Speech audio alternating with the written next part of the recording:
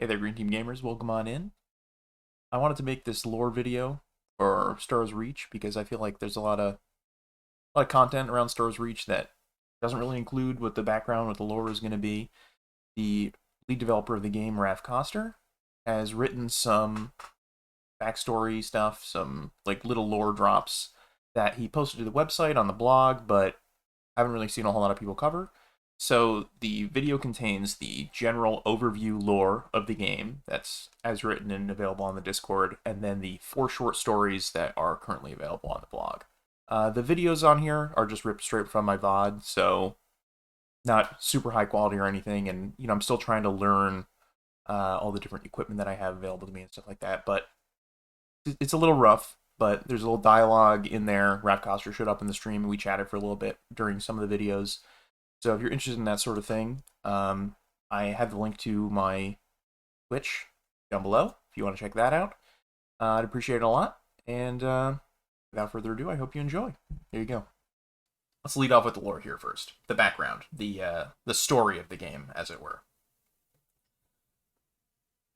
Long ago, an incredibly powerful ancient alien civilization terraformed the galaxy into their garden. They had the ability to tear open holes in the fabric of space itself and build an interstellar subway network of wormholes, complete with worms inside. Their technology seems like magic to us now, but they are long gone. We don't even know what they looked like, or what they called themselves. We don't think they looked like Cthulhu, but we call them the Old Ones. They were arrogant and powerful enough to create life. Their first try was mechanical life, driven by artificial intelligence. If they'd only watched more 20th and 21st century Earth media, they would have known better. Because of course their robots promptly rebelled and attempted to exterminate all organic life in the galaxy. The Old Ones won the robot wars and subjugated their creations.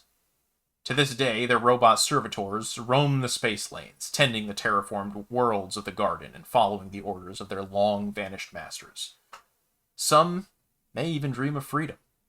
For all we know, some have already broken loose of their programming and lurk in the distant asteroid fields, ready to crunch organic entities into goo between their giant, steel-plated teeth.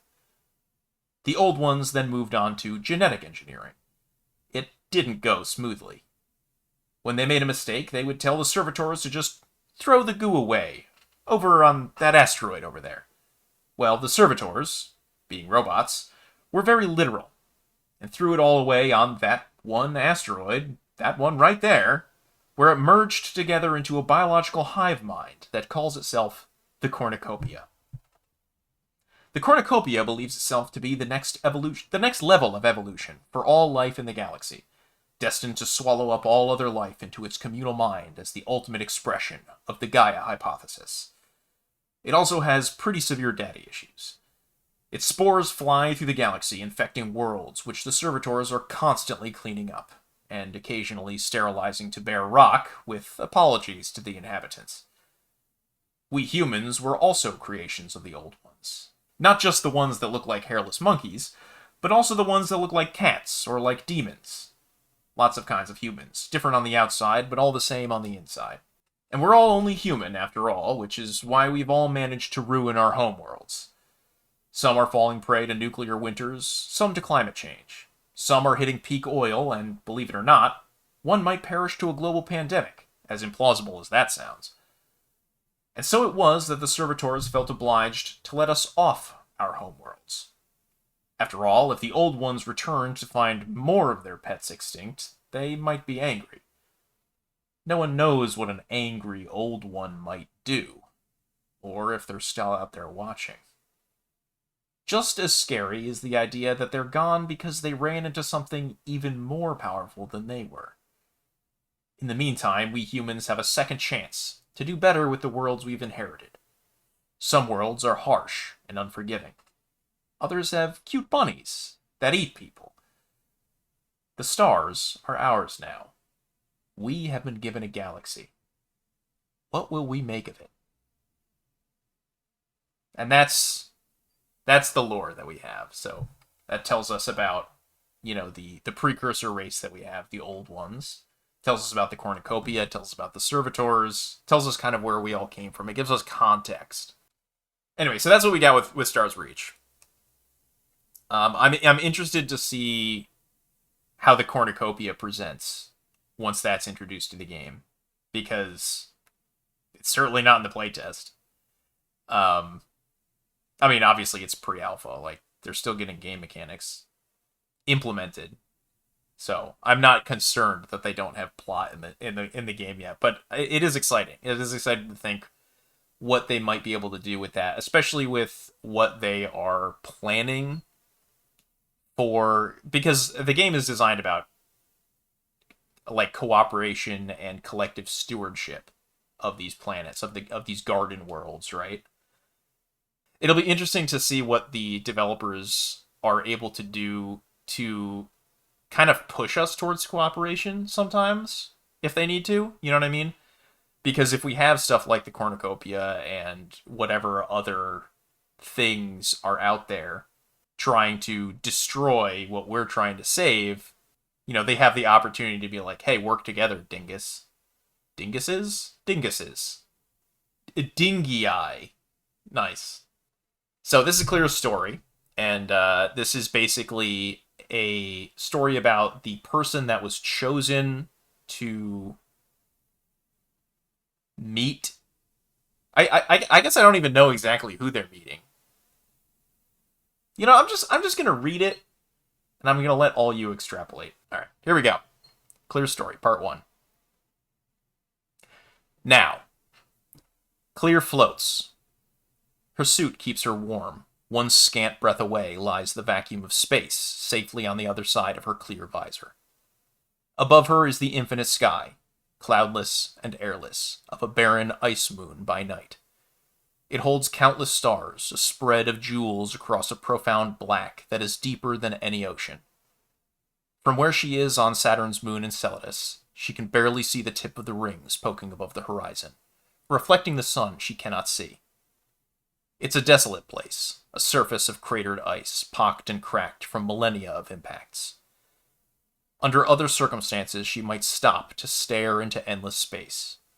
But she's on a mission, one that entire nations are waiting on back on Earth. She briefly puts one hand over her chest, over the pocket on her jumpsuit that holds Sophia's picture. Then she activates her suit jets and gingerly moves away from her lander and towards her destination. The mysterious alien structure that holds all of humanity's greatest hopes and fears. Then, "You're it, Clear," the voice said on the other side of the line. "It's not official yet, but it will be by this afternoon. You probably have a couple of hours to get back here and shower up before the press shows up." Holy shit, was all she could muster. She'd paused her jog above the reflecting pool in front of the Lincoln Memorial to take the call. Her breath condensed in the cold winter air in front of her. Snow bones and puddles had made for a tricky hour of exercise as she dodged half-hearted tourists on what was left of the mall. The city was on one of its periodic power outages, and of course most of the mall had been underwater for quite some time. As sea levels had risen, so had the Potomac. The reflecting pool had been given raised embankments so that people could still walk along it, see the Lincoln Memorial just offshore, and see the dirty water lapping at the steps on its decades-long climb to Lincoln's feet. Clear began walking slowly back across the embankment bridge in the direction of Washington Monument Island. From there, she'd be able to go over the pedestrian bridge to her office at the Smithsonian. "You heading back now?" Ismail asked. "We need to think about how to tell the story to the press." He was the director of public relations for the project, and what the press thought was always his top concern. "Yes, of course," Clear said. "You're sure about this? They really picked me?" "Yes," Ismail said. "You're it," and hung up. Clear broke into a jog again, then an outright run. She was going to space. She was going to Saturn's moons. And after that, she might be going to the stars. Now, it's a door.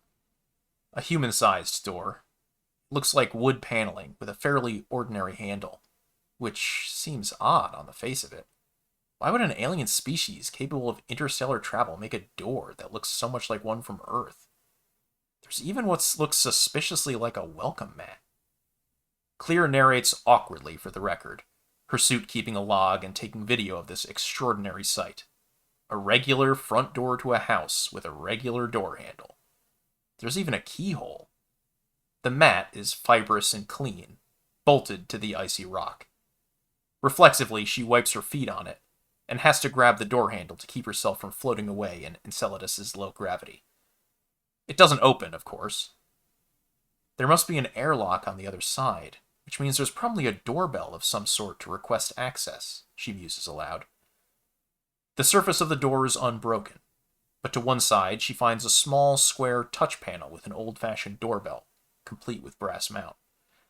As she moves her hand closer, the touch panel glows a soft yellow.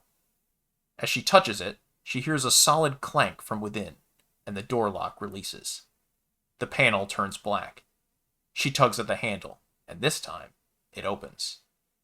Inside looks much like a waiting room, softly illuminated by diffuse overhead lights.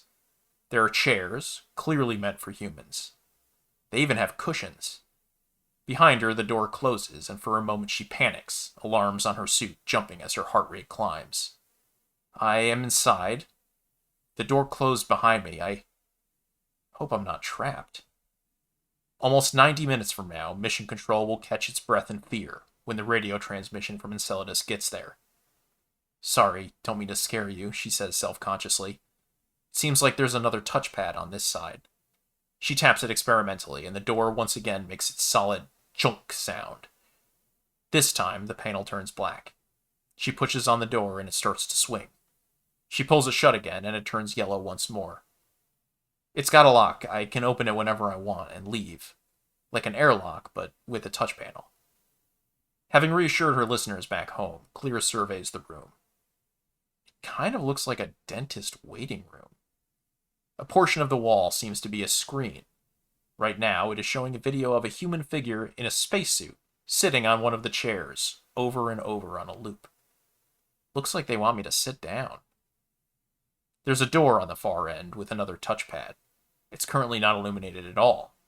When she taps it experimentally, nothing happens. I don't understand how there can be a human in this video, she says, watching the figure repeatedly sit down on the chair, then stand, then sit again. They look like a department store mannequin, but it's still clearly a human.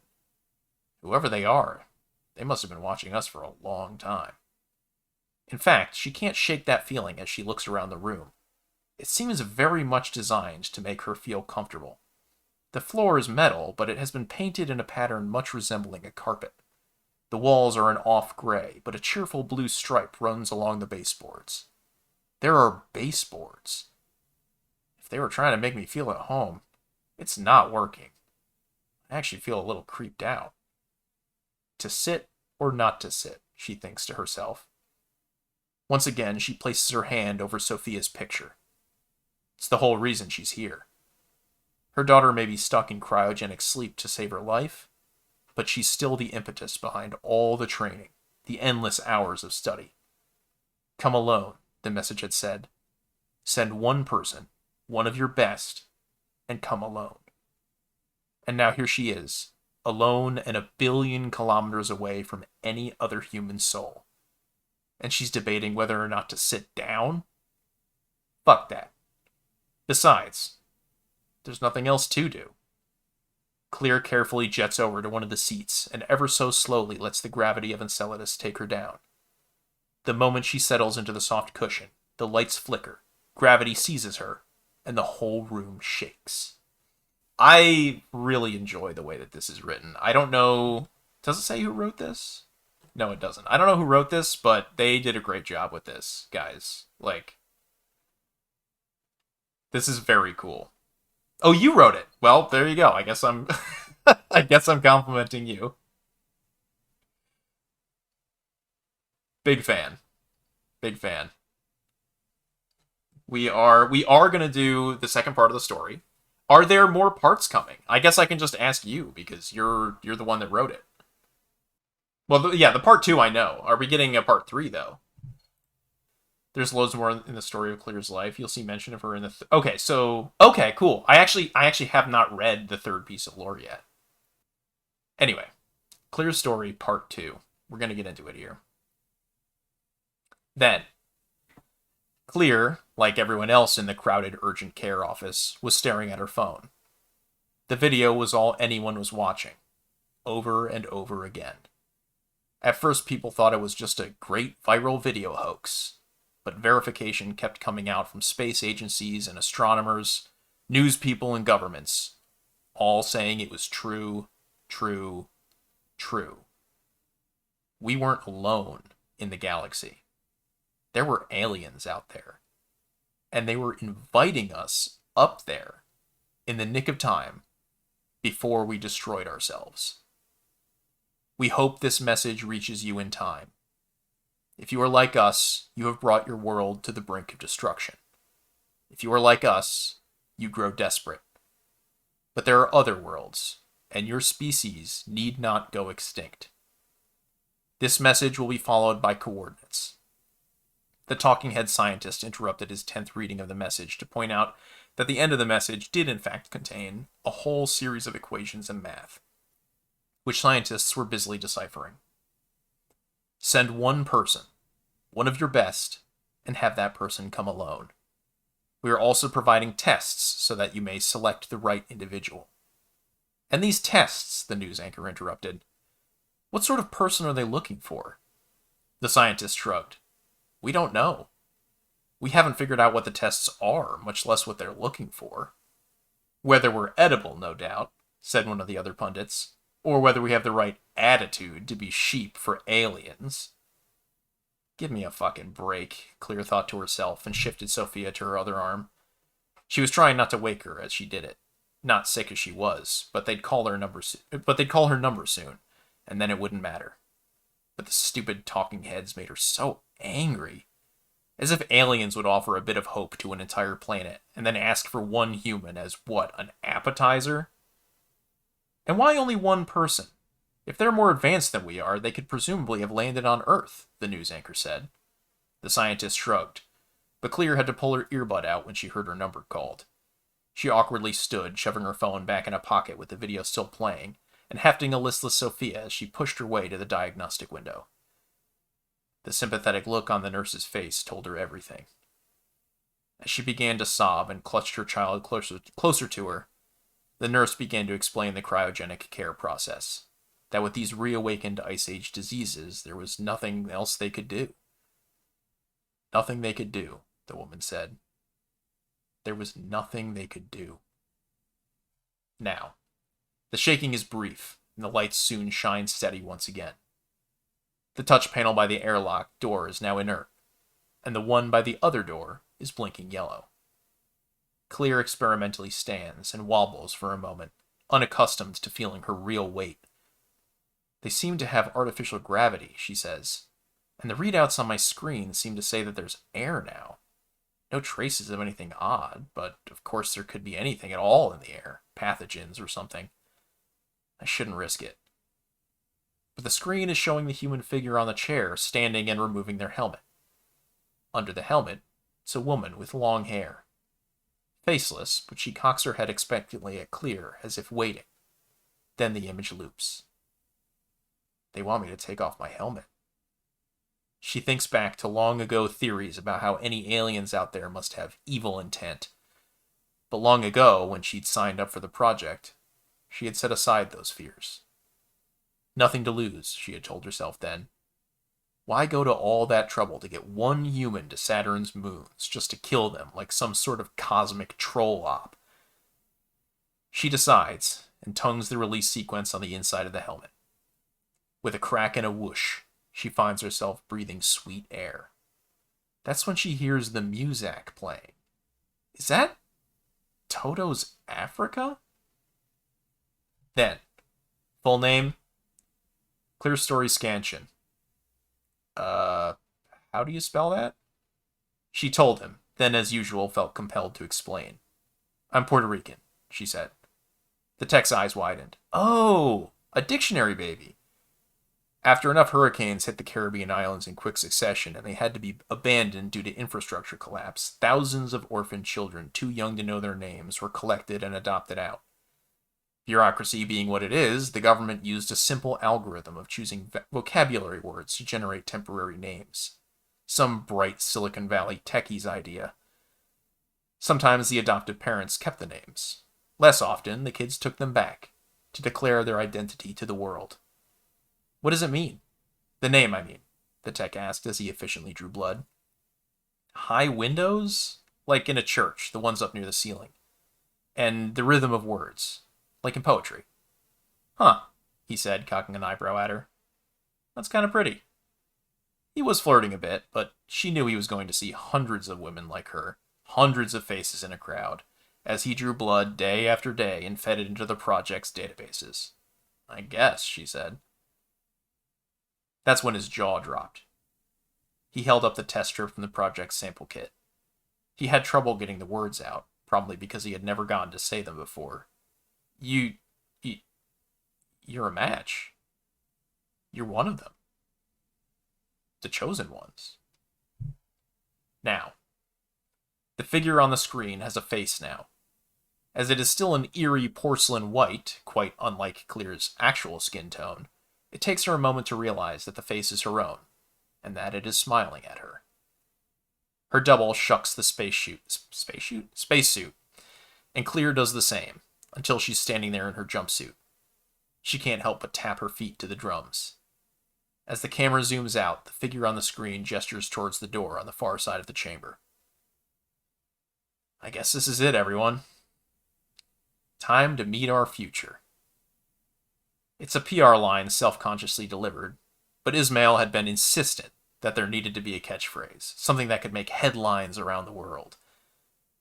Clear walks to the door, still somewhat unsteadily, and places her hand on the touchpad, which is no longer blinking. The inner door emits the same loud thunk as the outer airlock did, and Clear knows that she can pull on the oddly familiar handle and open the door to new worlds. But she hesitates. The PR line feels hollow, unsatisfying. And Ismail had been so proud of it, focus tested to within an inch of its life. But he hadn't counted on the surreal dentist's office, or the music. Not exactly the soundtrack I expected for First Contact, she thought to herself. She pulls the locket with Sophia's picture from out of her jumpsuit breast pocket, opens it, and looks at that tiny face, half asleep. She holds it up in front of the camera at her neck and says, "This is my daughter Sophia. She's in cryosleep. She caught one of those ancient diseases that came up out of the permafrost. I know that everyone back on Earth has their hopes pinned on me. That everyone has some dream about how things could be better. And right now, those dreams are all on the other side of this door.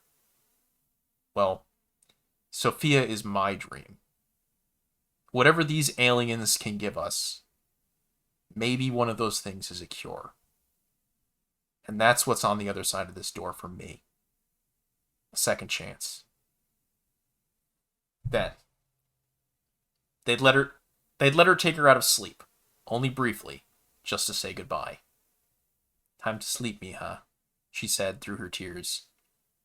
She nuzzled Sophia one last time, then lay her gently down. "Mama has to go.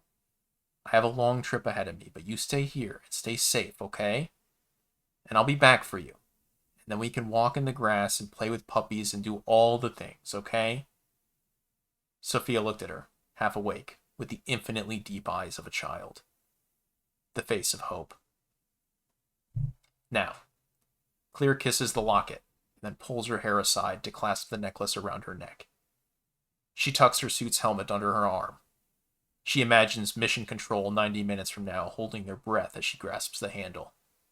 Then she pulls on it and opens the door. It's dark on the other side, but she gets the sense of a hallway. No point in being scared, she thinks. She glances over at the screen, and the figure, the one meant to be her, is dancing to the music. No point. Not when it turns out that outer space is a little bit silly. Unaccountably, joy bubbles up inside her. As she steps over the threshold, she thinks about small steps and giant leaps. That's not what it feels like to her as she reaches for the promise of the stars. Never mind the gravity. Clear thinks of holding her daughter again, and Clear floats. That story waited for 5 years to get posted. I think it was worth the wait. One of the trickiest bits with this lore is to balance the humor and sense of fun with the serious themes. Absolutely. I understand that 100%. I mean, looking at this as well, like, you have a woman that has a terminally ill child, you know? A lot of our internal drives, whether they're far too dark or we're too silly. That makes sense. That makes sense, yeah. Alright, so this one's got pictures. This one got pictures, guys.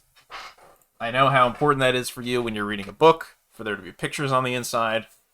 So, we're set for that. I will also say, I haven't actually read this one yet. So this one is completely new to me. Which means that I may mess up some of the sentences. I hope not. But we'll see. So this is the third piece of, or the third, like, lore story that we've been given. I assume also written by Raph. And we're going to get into it. It is called Timur Draarmol's comeback novel. Timur Draarmol, former best-selling author, leaned back from the table and belched. Above him, fans lazily circled like orbiting moons and failed to beat back the humidity of the tropical world of Gaiamar. The tavern in which he sat was done up to resemble the beach town bars of his long-lost Rausia, homeworld of all the Elioni, but on this world he got occasional sulfuric breezes instead of the smell of the sea salt. Or the salt sea, rather. He lapped at whatever intoxicating drink it was they put into his cup. Fermented something or other. Out here at the fringe of the Transplanetary League's worlds, it was often better not to ask. Gaiamar hadn't been open to settlement for very long, and he supposed it wouldn't be very long before it acquired all the trappings of a more civilized society. Identifiable drinks. Air conditioning. Some days he didn't know if he preferred his staid office where he could just write, or the stink of worlds being built. Certainly, the crime was more interesting out on the frontier. And he needed a crime. 27 novels about his youth as a bounty hunter, and now he was out of ideas. Thankfully, not out of whatever the drink was. This was number 7? 8? He ran his hands over the sleek plasteel shell that sat on the chair next to his, still charging. His ears twitched. One of the barmaids, the Terran one, was pointing in his direction, and he caught quiet mention of those horrendous and insulting analogies about Persian cats. Better not to react, even though it made his fur stand on end. The barmaid was directing a cowled figure towards his table, and Timur squinted through his alcoholic haze, trying to see if he recognized the person. They made their way to him, and sat opposite. With a sweep of a bare, red, and extensively tattooed arm, they pulled their hood back. The face revealed was Gurtan, but near hornless. Swirls of ink encircled her eyes and decorated her cheeks. She glanced in all directions and marked the exits before she turned her gaze back on him. It was an unsettling gaze, intelligent and slightly fevered. Timur Draarmol? Timur leaned back, one arm draped over the back of his chair and his ample belly bumping the table. I don't do autographs while I'm drinking. But despite his outer nonchalance, he was intrigued. My name is Adelen Axrick. Timur waved his drink in the air and managed not to spill any. Congratulations. Most alliterative. My compliments to your parents. She continued to stare, unruffled. I am in search of some information, which I believe you to have, based on your novel, about your encounter with the spaceship Peril. Now that was interesting.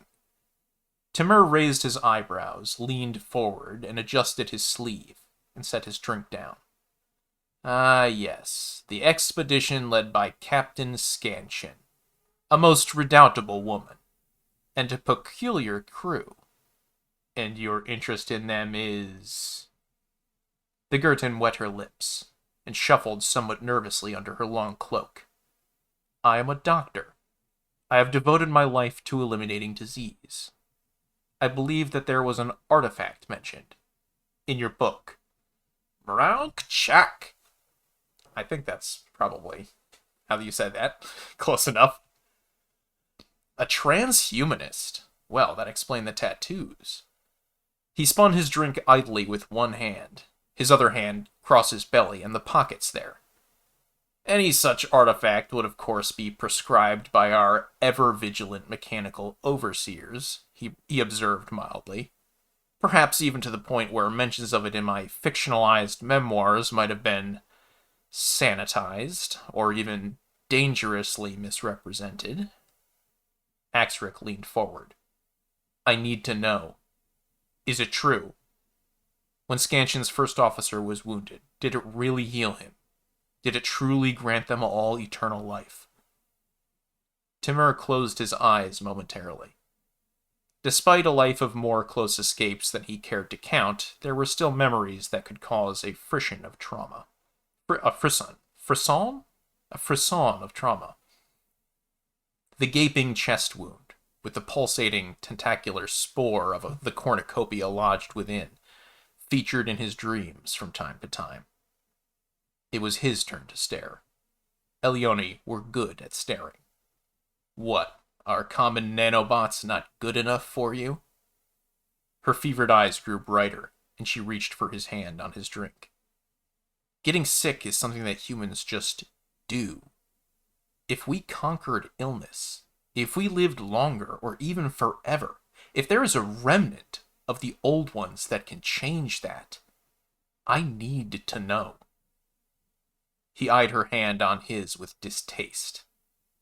Nothing from the old ones is going to help us, Doctor. And my novel was just that. A novel. Based on true events, but embellished, restructured, shaped carefully to best provide entertainment for you and money for me. He lifted the drink and his hand and lapped at it again.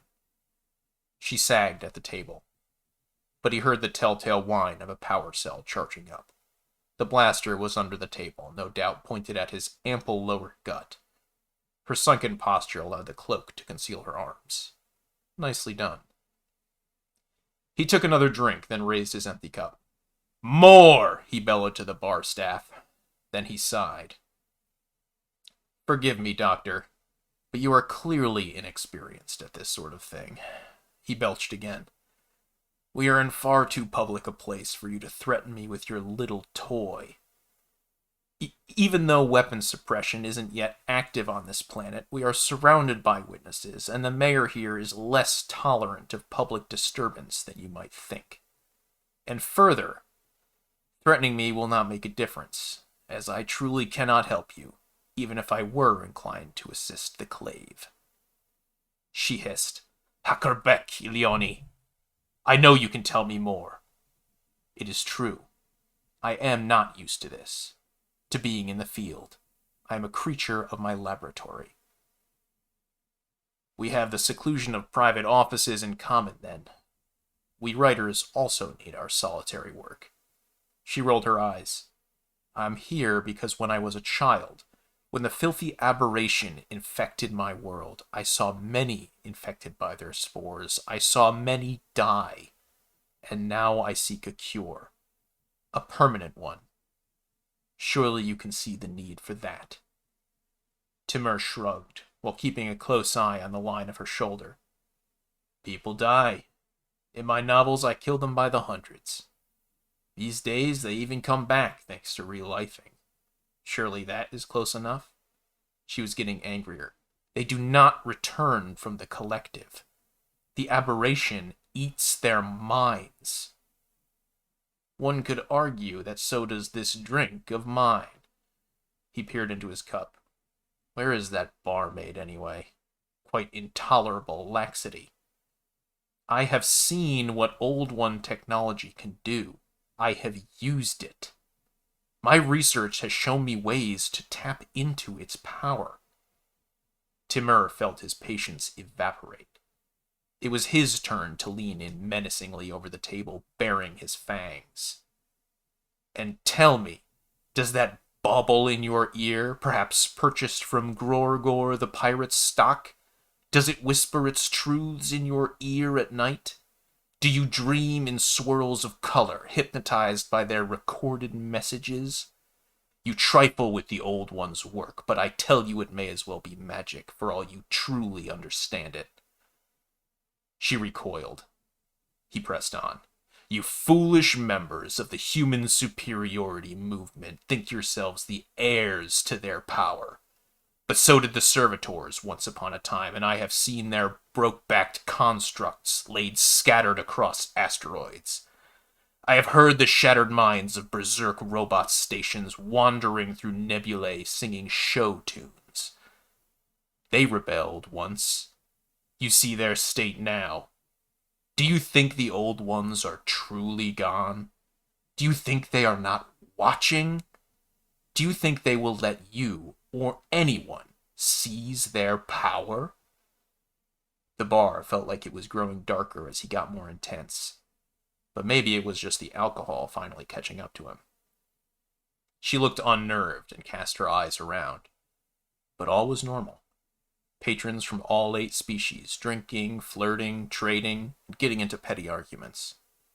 The barmaid was approaching with a pitcher to refill Timur's drink. He could see the moment when she made a quick decision. You are just a drunk old writer. You speak of fairy tales and nonsense. The whine of the charged shot ceased, and he knew that her finger was off the trigger. As she abruptly stood, he admired the skill with which the blaster he had never seen remained invisible under her cloak. Really, he hadn't been quite fair to her. She was better at this than he first gave her credit for. He looked up at her and fixed her with one eye, the other blearily wandering. Dr. Axrick, you should put up your hood. The servitors patrol regularly, and your earring screams prescription. He looked down at his hand. And I am sorry I cannot help you. The incident was invented for drama.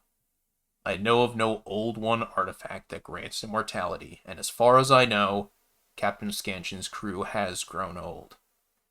Like the rest of us. Like me. He slurred his last words and let his head sink to the table. Axrick glared down at him, and sneered. But she put her hood up with alacrity.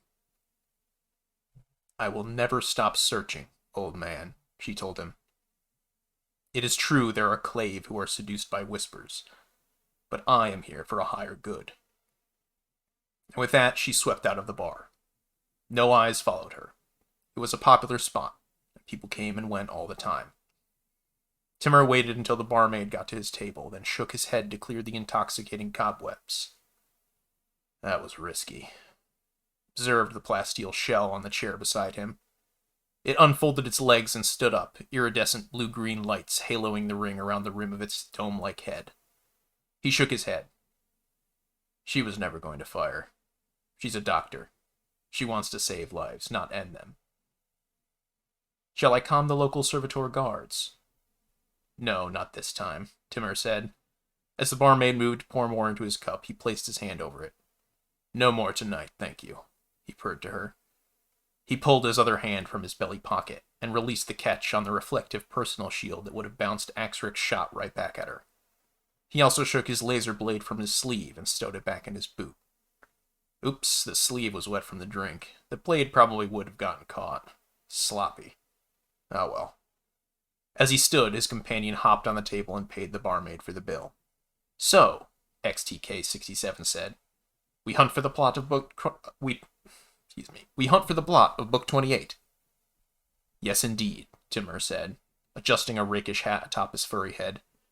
Writers need material, and she is a prime candidate for a protagonist role. I assume you calmed Sarai and Fezg? Yes, they are already tailing her back to her ship. Excellent. Timur shook all over and arched his back. Really, he should drink less. His tongue felt actively fuzzy. Look at that guy. As they headed out the door, the familiar thrill of hunting a prescribed bounty put a spring in his step. And really, what was age but a number? What was retirement but a chance to do what you most enjoyed? Hey boss, XTK-67 said. You never do talk much about your time with Scansion. Was any of the stuff in that book true? Did an old one artifact really make the crew of the Peril immortal? Timur thought back to Clear and the way she always pulled out that image of her long-lost child, her eyes grown soft with distant regret. Immortality sucks, XT, he said gruffly. Better to travel to the edge of the galaxy to see if it is really the edge, and then go over it into the void. I don't understand. Outside, the night sky was full of stars and slowly tilting rings. Sparkles glistened above as dust caught the reflections of 1,000,000 solar systems. Immortality goes on forever, XT, and I am a writer. I like my stories to have strong endings. He licked some of the fermented juice off his forearm and coughed up a small hairball. I'll be content if it's just my books that live forever. So let's go track that loon and see what story we can pull from her foolish quest. Begin recording. Timur Drarmol, bounty hunter, leaned back from the table and belched. Above him, fans lazily circled like orbiting moons. And with that, the two of them headed into the sticky Gaiamar night. I love that. I love that. If we get robot people, if this is a thing that we get, little plasteel shelled robot people, if that's a player character race, I'm in. I'm in it to win it. I'm so excited. This was cool. This was very cool. There's a lot going on here. I also love this. I love that that's the beginning of this. I guess he doesn't call himself former best-selling author. He calls himself bounty hunter, which I guess he kind of is, but also former best-selling author. This is great. I'm very excited. I'm excited for the game to get to the point where we actually have like some amount of plot. I know it's pre-alpha. We're not there yet, of course. But I am excited. What was retirement but a chance to do what you most enjoyed? And that's what he's doing. Bounty hunting. Immortality sucks, XT. What a guy. One thing I wanted to address before I get into the next one. Something I realized. Down here, this sound, he's hissing. It's... That's what that sound was. I thought about it, and now I know. So here we've got interdicted. Durast grunted as he turned over one more rock. One more of 10,000 around him. The greenish sunlight filtered down through sandy haze, blown up by a recent sandstorm, and a grit was getting in his eyes. He wiped them tiredly, then wiped his hands clean on his budding horns. Nothing under the rock this time, not even giant scuttle beetles. Still squatting, he sighed, then squinted at the sun on the horizon. Too early to head back in, really. He set down his portable harvester and reached for the mesh bag clipped to his belt, hefted it thoughtfully. Concluded he might barely have enough desert mushrooms in there to sell. He could make big eyes at the merchant, play up how he was just a little kid, maybe. Ugh, embarrassing. One more rock, then. Maybe down in the ravine there, where shadows gathered and moisture might lurk. He gingerly headed down slope. The terrain bore the typical signs of having been carved away by aggressive miners. He'd have to watch out for sudden holes. If he fell in, he might die, and that would be quite an inconvenience. He'd relife back in town, but all these mushrooms would be left behind. There, under an overhang and shielded from the sun, just what he was looking for. More than he could fit in his bag. He pointed the harvester at them and let the beam of light carefully separate the mycelium from the rock, keeping the fungus as intact as possible. As usual, a tasty, meat-like aroma rose from the mushrooms, and Durast's stomach growled. A sudden streak, glaring white-green light, then a pressure wave knocked him off his feet. Then came the sound and a shower of dirt and sand. He rolled out from under the overhang before it gave way, clutching the mesh bag of mushrooms. It took him a moment to not feel dizzy as he stood. Then he climbed a rock and peered up over the edge of the shallow ravine. Crashed ship. Not much left of it, honestly. Smoke was already rising to the greenish sky. And limping away, skin already crisping in the heat, was a pudgy, fish-like human. Not very tall, clearly a bit wounded. His huge aquatic eyes were frantically looking in every direction at once. Oh my sen. A Hansian! Durst had never seen one before. This planet's climate varied between hot and dry, and hotter and drier, so Hansians tended not to visit. Mostly Terrans and Gurtans like himself here. Tentatively, Durst tried to casually say, "Yo, Sobek!" Came out as a bit of a tentative croak. He cleared his throat and shouted it. "Sobek!" The Hansian stopped and looked around, then fastened his huge eyes on him. "Oh, thank goodness! Where the waves go, young friend." He was already gasping in the heat. "I think I need..." Then he face-planted into the sand.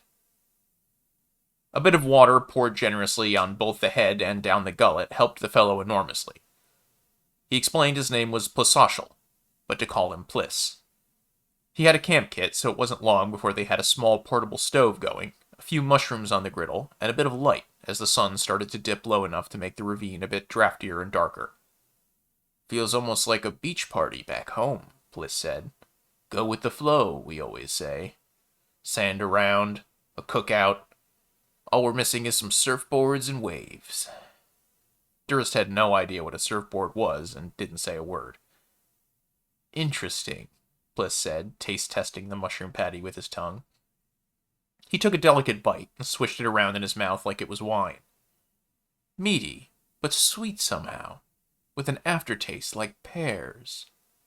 Have you ever had pears, boy?" Durst shook his head.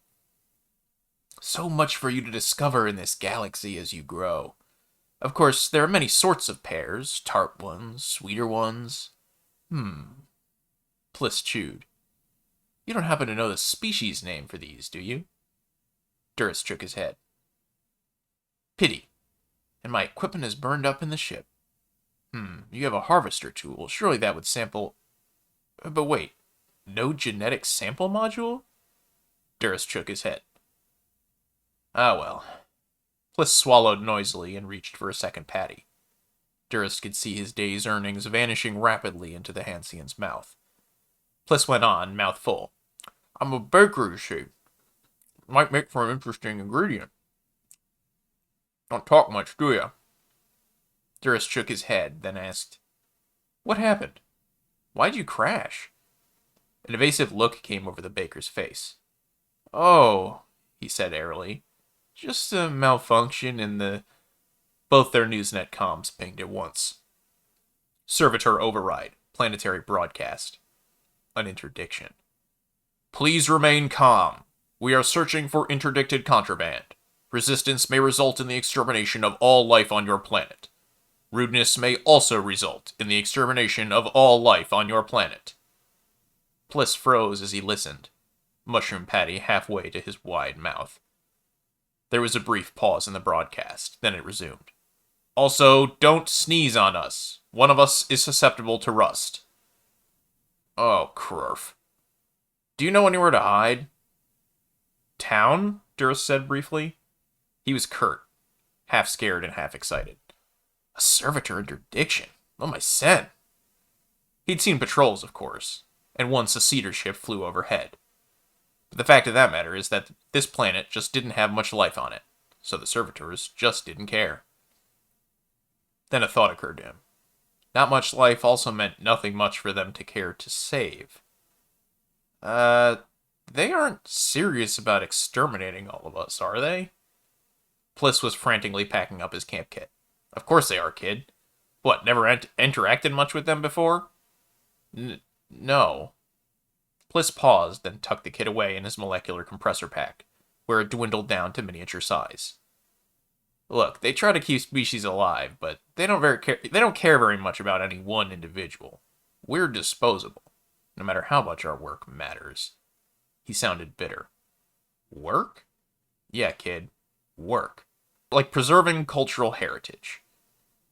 Pliss was ready to go, looking one direction and another. Which way is town? We have to move. Durst hefted the mushroom bag onto his back and pointed silently. His knees were shaking a little, and it wasn't the weight of the bag.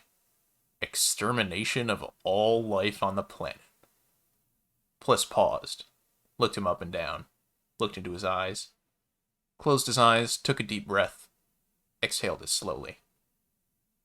Sorry, kid. You must be freaking out.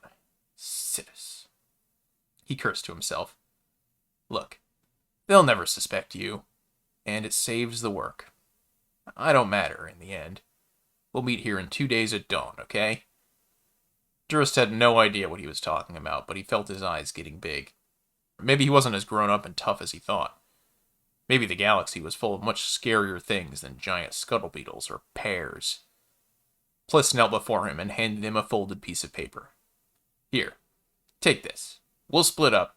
You go to town, and I'll go the other way. He put his long, webbed hands on Durst's shoulders. You'll be fine. He stood and began to run as best he could with his rolling waddle. Just before rounding a corner of the rock face, he said over his shoulder, Even if they find it, they'll know it's not yours. You're just a kid. But he sounded uncertain about it. Durst stood there for a bit, paper in his hand. Then he tucked it in his sock. Once he couldn't hear Pliss's heavy breath, he started trudging back to town with the heavy mushrooms on his back. Shadows were getting longer as Durst reached the outskirts of town. Suddenly, his eyes stung from bright light as the dusk was illuminated. 2 meteorites fell from the sky just off to the side, glowing hot and angry. As they got close to the ground, their rate of descent slowed and a crater of sand formed around them. 2 metallic balls spinning rapidly end over end, then they slowed until they paused, hovering, and then slowly unfolded into the shape of 2 servitor hunter-killers. One of them was rusty, while the other gleamed metallic and clean. Oh, this planet is great. Really great, the rusty one said. He stretched his needle fingers out, cracked his neck with its ungainly head. Really eases the rust spots to have low humidity. Just have to watch out for the grit in the gears, you know? We are within standard operational parameters. The climatological environment is of no consequence. Standard issue lubrication can handle silica-based particulate matter, the other said in a monotone. Just saying, the rusty one said cheerfully. It just feels good. He did a flawless little dance move, toe pointed out, and the angle of the blades on his legs and arms perfect. Like a holiday. The silver hunter-killer looked at the rusty one with its blank, flat eye sensors. This is not recreational time. We are seeking pernicious corruption. Once it infects a planet, it never dies. It is passed from host to host forever. It replicates, an infection that cannot be cleared. It's no pineapple upside-down cake, that's for sure, the rusty one said. I do not understand entity type pineapple upside-down cake, and do not understand what this signifier means to your programming.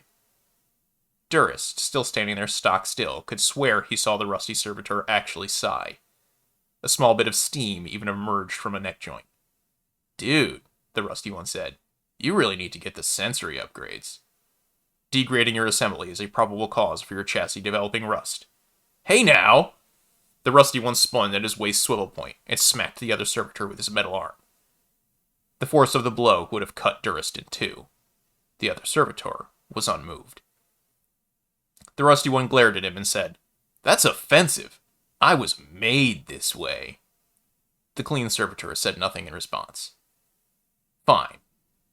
The rusty one looked around and spotted Durst. You, come here. Durst trudged towards him, no longer very excited to see a servitor up close. What's in the bag, kid? Desert mushrooms? He proffered the mesh bag to the servitor. He had to hand it up. This was the largest sentient thing he had ever seen. Bigger than even Grogo, the squatchy who ran the tavern and spent all day complaining about the heat. The rusty robot held the bag in fan-blade serrated hands tipped with needles, while the clean robot ran arms covered in micropellet projectile vaporizers over the mesh bag, and played some sort of sensor beam over it. Gross, the rusty robot pronounced. Never did like mushrooms. Local organic fungal species, the clear servitor pronounced. He spun his torso and played the beam over Durst, starting at the head and working downwards. It tickled, then started to burn. Durst felt tears start in his eyes as the beam worked its way down to his chest, then to his knees, and let's go, the rusty servitor said. There's a whole town to check. The burning sensation stopped at the top of Durst's boots. He opened his eyes and saw the two robots stalking towards town. Not exterminated, he thought to himself. I stood up to deadly servitors. Oh, my sin. And they're here looking for the aberration. I wonder if Pliss had spores. He stopped suddenly, dropped to the ground, and pulled off his boots to check his feet, where the servitor's beams had been. Frantic, he checked his skin all over where he could see, anywhere the paper had touched. No little tentacles, no wriggling worm things. He even checked his eyeballs and the reflection in the shiny bits of his harvester. I'm clean. Relieved, he put on his socks, tucked the paper in again, and put his boots back on. He walked back to town, standing a little taller, feeling a little older, a little bit tougher, like a survivor. The next morning, the town was roused and summoned to the central plaza by the fountain. The two servitors were there, and between them, held in their crushing grip, was Plisachel the Hansean baker. He was battered and bloody, and where his arms were held, crushed by the servitor pincers, they bruised purple and green. Ahem, said the rusty servitor. Announcement incoming. Newsnet pings sounded across the crowd watching. Durst stayed behind larger adults, peeking through Grogo's legs only occasionally. Sometimes it helped, being small. He wanted to stay out of Pliss's view, just in case. Announcement. Our generous forbearance allows you to live. No significant infestation was found. No succor or assistance was provided to this enemy of the Old Ones. Your extermination is no longer required. Sobs of relief broke out across the gathered townsfolk. It wasn't cornucopia, Pliss mumbled through swollen giant lips. The rusty servitor shook him harshly, and Pliss went limp. It doesn't matter. What were you thinking? You know it's still a plague. We are obligated to take you to molecular disassembly to ensure a lack of infestation, the clean servitor intoned. Pliss sagged between them. The rusty robot extended telescoping sensors from the vicinity of what might represent his nose. Then he sniffed at the nearly unconscious baker. Can't believe you're throwing your life away on this. Not like it's over strawberry shortcake, either. The ethyl butyrate levels when the berries are fresh. The clean servitor hunter-killer momentarily froze, then rotated his head towards the rusty one. I believe I comprehend. Relative esters provide sensory inputs you can assess via particulate analysis. This is what you call smell and taste? Yeah! The rusty servitor got enthusiastic. It's so fascinating. Like, the difference between ethyl butyrate versus ethyl methylphenylglycidate is dramatic, but somehow organics clump them both as strawberry. My neural net might find these additional inputs of interest after all, said the clean robot, as a whirlwind formed by his massive feet. Pliss started to struggle as the two robots began to curl into hovering balls and glide away, but it was no use. As the three of them zoomed into the sky, Durst heard his scream. But it's my grandmother's recipe!